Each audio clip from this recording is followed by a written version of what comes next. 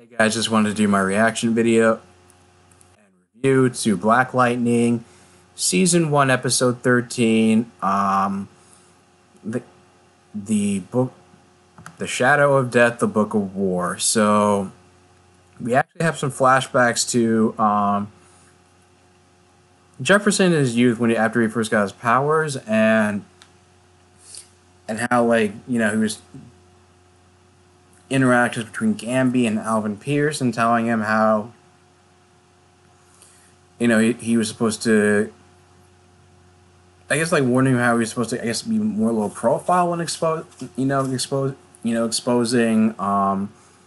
experiments, and that warning Alvin that he's going to get himself killed, but he doesn't care as long as, like, he's trying to make this community safe for Jefferson. And you see a lot of parallels between Alvin and Jefferson. The young Jefferson was actually a lot similar to, I guess, like, had similarities to Jennifer. I guess, like, Jennifer and Alyssa, or actually Anissa, or yeah, I guess he would, or maybe, I guess, more. Well, you can say, like, you can say, like, yeah, you can say it's similar to both, because, like, he was headstrong like Anissa, and then was in this situation where he was forced to, he got into a fight where he didn't start, where also, like Jennifer, didn't start it, but was forced to defend, to, retaliate in self-defense, and they had both ended up getting lectured about how it was the wrong, how it was the wrong call, and both of them saying is like, what was I supposed to do? Let them just stand there and hit me? And this is all taking place. This is mostly taking place in Jefferson's mind when he's basically, I think it is, or, like, at least when he's in a coma, because it even gets to the point where, like, an adult Jefferson's like meets his dad in his in their old house, and because things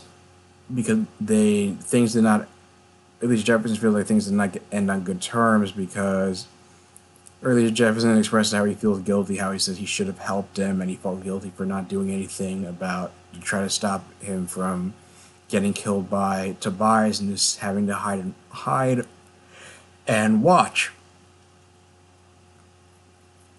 And I guess the spirit of his dad helps him make peace with it, and that's when he wakes up. But now his powers are gone, and despite the whole cabin that Gamby and the Pierces are staying in, that the fact that it's cloaked is kind of what tips up Proctor and his men to know that's where they're hiding out, and they lead in, like, an all-out assault on it, ready to, like, kill everybody involved. And Gamby says he plans on, defend.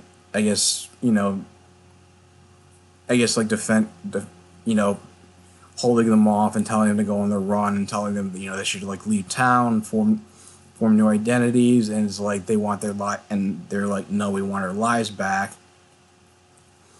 And Jefferson plans to go out and face them, because even though they know he's going to get himself killed, and his family is so distraught, especially Jennifer, that she runs up and hugs him, and because her emotions causes her powers to trigger that, and as mentioned before, her powers act more like a generator, creating energy and generating electricity, while Jefferson's, it was more like channeling and absorbing electricity, and so that results in reactivating Jefferson's powers, and so the entire family decides to stay and defend themselves against the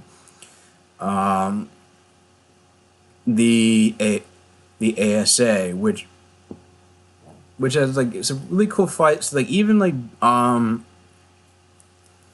Lynn being able to use, like, a rifle to defend herself against the ASA, and some pretty cool fight scenes. And there's even, like, one ASA agent that's even able to use a device where it creates some, like, energy field where Thunder can't use her abilities to get out.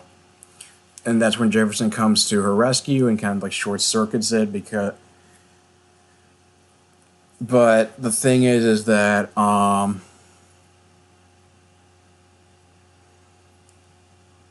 because of what's going on, the Freeland police are get alerted to the whole shootout in the cabin, and that so they come out to the cabin. I mean, Gamby and the Pierces are able to escape without being caught by the police, but it kind of alerts it kind of it kind of makes Gamby and the Pierces realize when they go to confront him in the lab, where he's keeping all of the metas in stasis, that or I guess the ones that are still alive. It just seems like they're still alive anyway.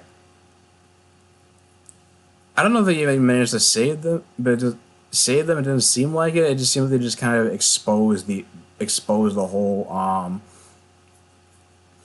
experiment with you know basically Proctor being like openly racist and saying, and Gammy calling him out is like, you did experiments on these killed a lot of people back in the 80s. You thought that doing and you thought it was a good idea to do a sequel, and he just says, oh, they would have ended up all these people would have ended up all on welfare anyway. And Jennifer gets pissed off and uses her powers to kind of form this like this like lasso made of lightning where it just like lifts him up and like throws him out of the ground, and I'm just kind of makes like beam from ear to ear and just think, I love this family. And Gamby ends up shooting him dead, and it's like, you help the people in the pods. I'll take out the trash, and that's I think I know. And the doctor doesn't know a way to save them, who's on site, and he just says that Lynn says, I know a way to help them, and then it just like jump cuts to a scene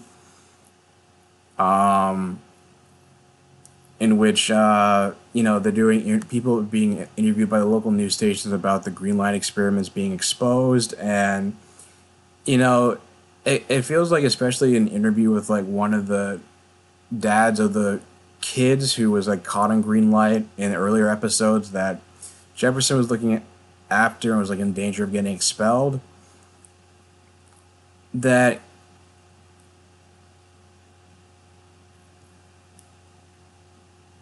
but it's like it feels like it just like you're watching his interview, but just the way he's talking about it, that it's kind of like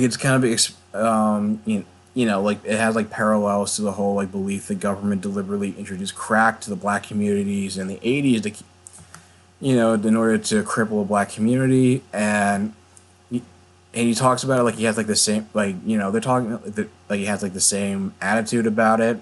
And there's also like Tobias Whale who manages to get out from the ASA's thumb, especially considering because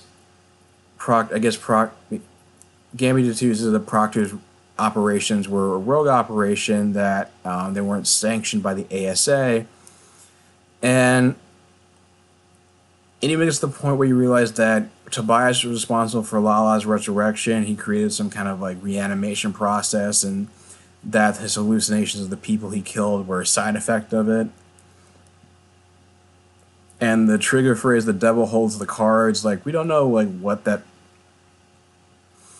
and like maybe that was like part of, and I guess that was like part of the resurrection process, or where he was like conditioned to force Lala to act in submission whenever he like got hot-headed and acted up, and he to the point. But how he knows about him seeing like face turning into face tattoos is kind of odd. He just kind of just gives exposits an explanation just to kind of wrap that all up, because it's like the last episode. But so he basically is like taken in by Proctor, who thinks he's going to be his lead to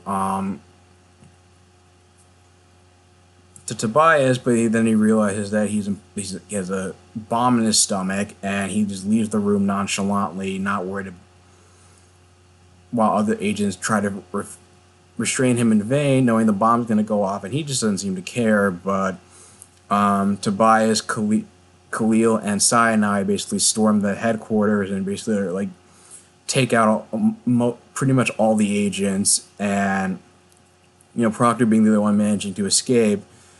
His right hand man being captured and eventually killed when he learns that